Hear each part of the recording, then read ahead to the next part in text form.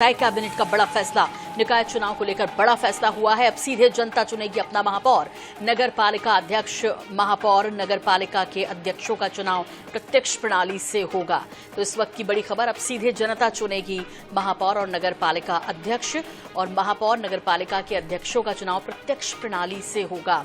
तो एक बार फिर प्रत्यक्ष प्रणाली से ये चुनाव होने लगेंगे, और ये बड़ा फैसला जो कैबिनेट ने लिया है उससे जुड़ी इस वक्त की बड़ी खबर आ रही है। अब सीधे जनता चुनेगी महापौर और नगर पालिका अध्यक्ष। आपको बता दें कि इससे संबंधित IANS 24/7 ने पहले ही इस तरह की खबर दिखाई थी कि इस पर विचार चल रहा है और जल्द ही इस तरह का फैसला आ सकता है, और अब सीधे जनता को अपने महापौर चुनने का मौका मिलेगा। और नगर पालिका और नगर पंचायत के अध्यक्षों का चुनाव प्रत्यक्ष प्रणाली से करने का निर्णय सरकार ने लिया है।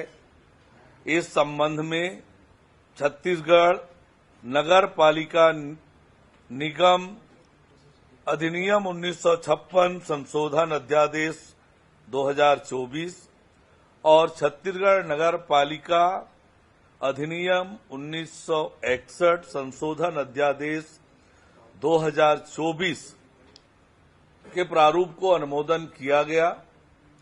यानी अब प्रत्यक्ष प्रणाली से महापौर और नगर पालिका नगर पंचायत अध्यक्षों का चुनाव होगा। 1999 तत्कालीन मध्य प्रदेश के समय से प्रत्यक्ष प्रणाली से ये चुनाव होता था, पर 12 दिसंबर 2019 को तत्कालीन सरकार ने अध्यादेश जारी कर पार्षदों से ही चुनाव कराने का निर्णय किया गया था। उसको पूर्ववत तब प्रत्यक्ष प्रणाली से चुनाव करने का जो अध्यादेश है उसके प्रारूप का अनुमोदन किया गया।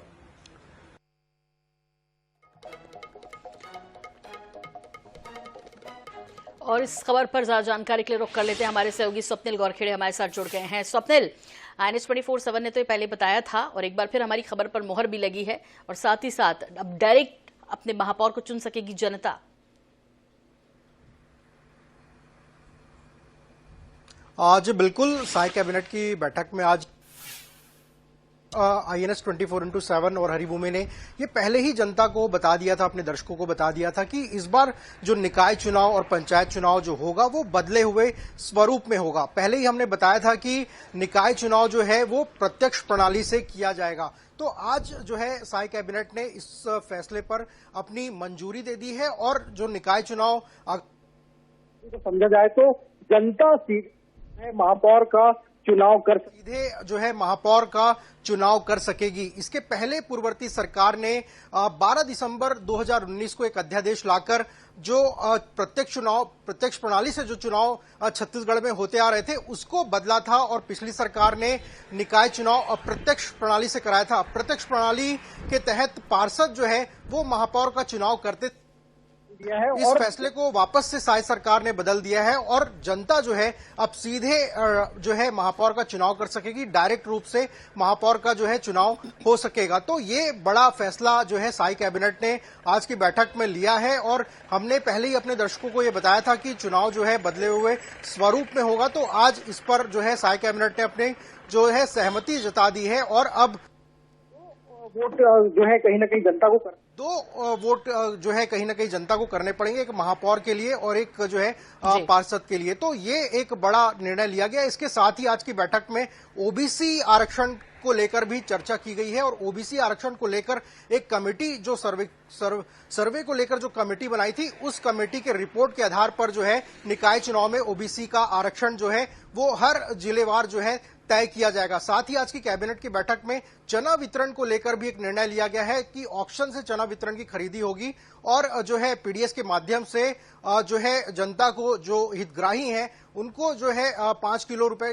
की दर से जो है प्रति माह 2 किलो चना दिया जाएगा। साथ ही आज की कैबिनेट की बैठक में एक महत्वपूर्ण निर्णय यह भी लिया गया है कि पर्यटन को जो है उद्योग का दर्जा जो है कैबिनेट ने दिया है, तो इसके तहत छत्तीसगढ़ में जो पर्यटन स्थल है उसका विकास हो सकेगा। साथ ही राष्ट्रीय अंतर्राष्ट्रीय निवेश भी जो है पर्यटन को लेकर अब छत्तीसगढ़ में जो है आ सकेगा। तो एक बड़ा फायदा जो है पर्यटन को होगा। पर्यटन क्षेत्र का जो विकास है छत्तीसगढ़ में वो तेज गति के साथ हो सकेगा और औद्योगिक नीति, जो नई औद्योगिक नीति लॉन्च की गई उसमें भी इसको लेकर प्रावधान किए गए। तो आज की बैठक में ये तमाम निर्णयों पर जो है फैसले लिए गए हैं। जी बिल्कुल।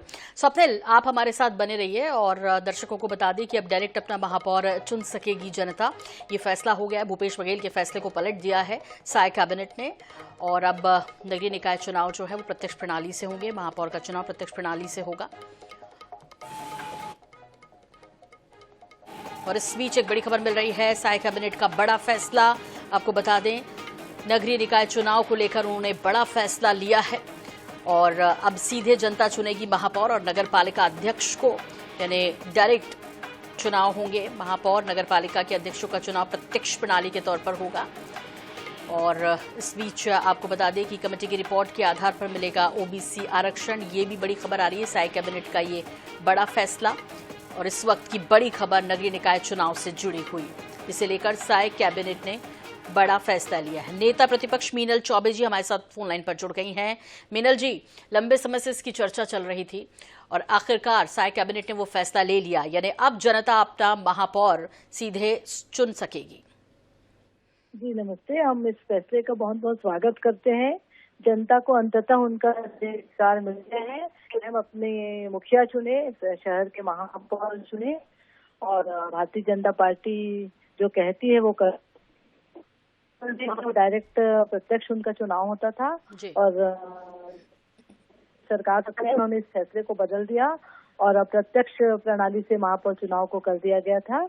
तो आज माननीय हमारे मुख्यमंत्री, उप मुख्यमंत्री ने आज ये निर्णय लिया है। इस निर्णय का हम स्वागत करते हैं। जी मीनल जी, जब पलटा था ये फैसला 2019 में, तब बड़े इफ एंड बट बताए गए थे इसे लेकर कि क्यों इनडायरेक्ट होना चाहिए, क्यों डायरेक्ट नहीं होना चाहिए। और उस फैसले को पलटते हुए भूपेश बघेल सरकार ने ये फैसला पलटा था। अब जब साय सरकार है, उन्होंने उस फैसले को पलटा। और लेकिन जनता क्या चाहती है मीनल जी? आप जनता के बीच रहती हैं, वो डायरेक्ट इनडायरेक्ट क्या पसंद करती है? वो ज्यादा कंफर्टेबल किस चीज में है? जनता स्वयं शहर का मुखिया चुनना चाहती है। और रही सही कसर, जब भूपेश बघेल की सरकार ने इस फैसले को पलटा था, अप्रत्यक्ष प्रणाली से जब महापौर का चुनाव हुआ है, पिछले कार्यकाल को जनता ने भोगा है, देखा है। जो अप्रत्यक्ष प्रणाली से जो महापौर चुने गए थे वो एक वार्ड के पार्षद होते हैं, उनकी सोच बहुत विस्तृत नहीं हो पाती और जो शहर का जो समग्र विकास होना चाहिए वो विकास नहीं हो पाता है, जिसे जनता ने देखा परखा है। हम लोगों की भी यह मांग थी, जनता की मंशा के अनुरूप हम जनता के बीच जाते हैं, हम छोटे स्तर के जन प्रतिनिधि हैं, तो जनता की बातों को हमने अपनी सरकार तक पहुंचाया और जनता ने, शासन ने उचित निर्णय लेते हुए भारतीय जनता पार्टी की सरकार ने निर्णय लिया और जनता को उनके अधिकारों को दिया।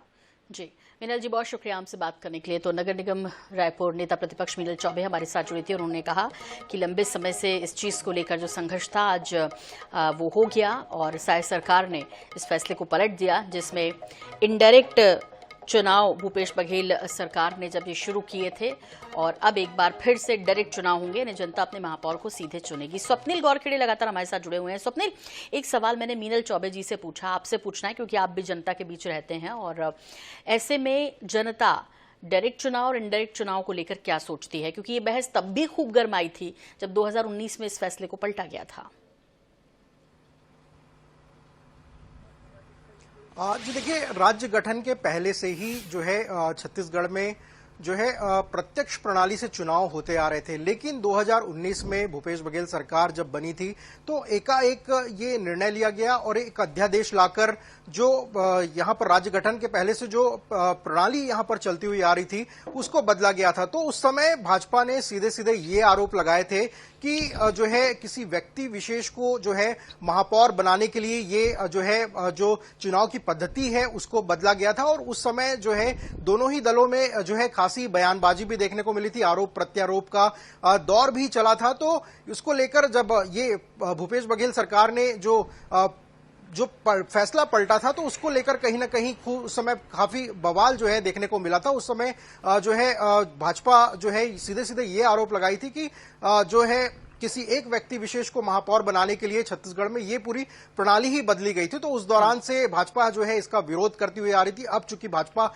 सत्ता में आ गई है और छत्तीसगढ़ राज्य बनने के पहले से जो यहां पर जो प्रत्यक्ष प्रणाली से चुनाव होते आ रहे थे उस फैसले को वापस जो है शायद सरकार ने अब 2019 में जो प्रत्यक्ष प्रणाली से चुनाव कराने का जो फैसला लिया था उसको अब पलटकर वापस से जो छत्तीसगढ़ की परंपरा रही है उस परंपरा के अनुसार ही आगामी जो निकाय चुनाव है वो डायरेक्ट तौर पर जो है चुनाव कराए जाने का निर्णय वापस से लिया है। जी।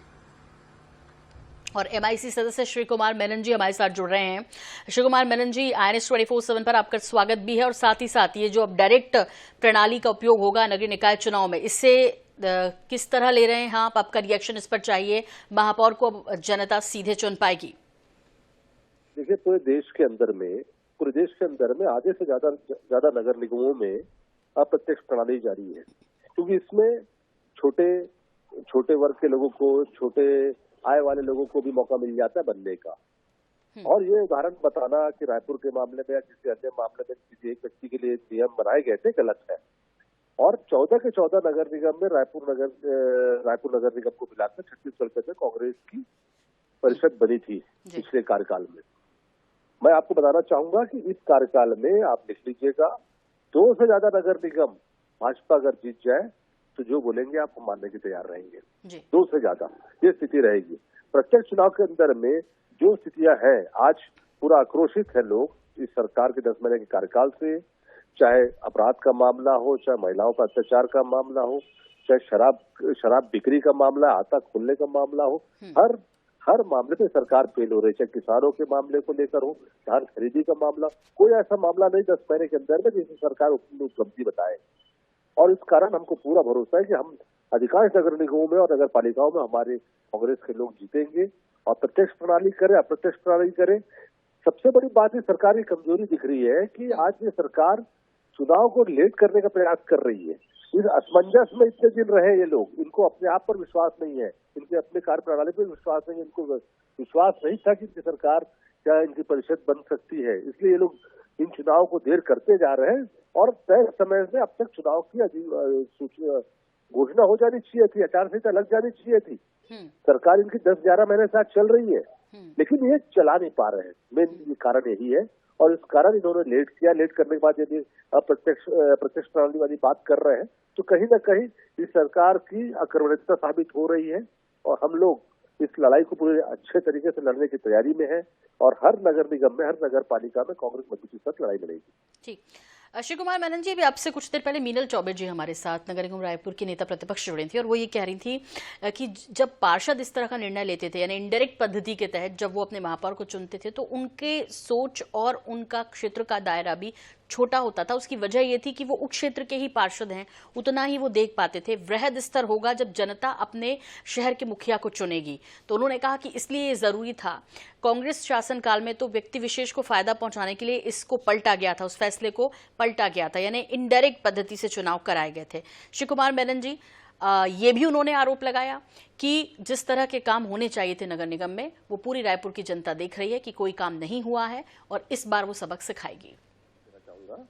कि एक तो पहली बात जो उन्होंने बात की है, मैं आपको बता दूं, NDMC new Delhi municipal corporation हो, चाहे मुंबई म्युनिसिपल कॉर्पोरेशन हो, चाहे देश के अंदर में चेन्नई हो, अधिकांश जगहों पर, मैं फिर बात को रिपीट करना चाहूंगा, अधिकांश शहरों के अंदर म्युनिसिपल्स में आज भी अप्रत्यक्ष प्रणाली है। कई जगह 1 साल के लिए मेयर बनते हैं, कई जगह 2.5 साल के लिए मेयर बनते हैं, कई जगह 5 साल के लिए मेयर बनते हैं। प्रणालियों में सुधार होता है, अपने अपने तरीके से होता है। कई भाजपा की सरकारों में भी इसी प्रकार के अप्रत्यक्ष प्रणाली से चुनाव हो रहे हैं। तो ये मीनल चौबे जी इससे बात कर रही है, वो वही जानेंगी। ठीक है, छत्तीसगढ़ के संदर्भ में उन्होंने बात कही। रही बात विकास की, तो मैं मीनल चौबे जी के अपने वार्ड में कांग्रेस की 5 साल की सरकार में कम से कम 8 से 10 करोड़ के काम हुए हैं। अगर मीनल चौबे जी लाइन पे है तो मैं उनसे पूछना चाहूंगा।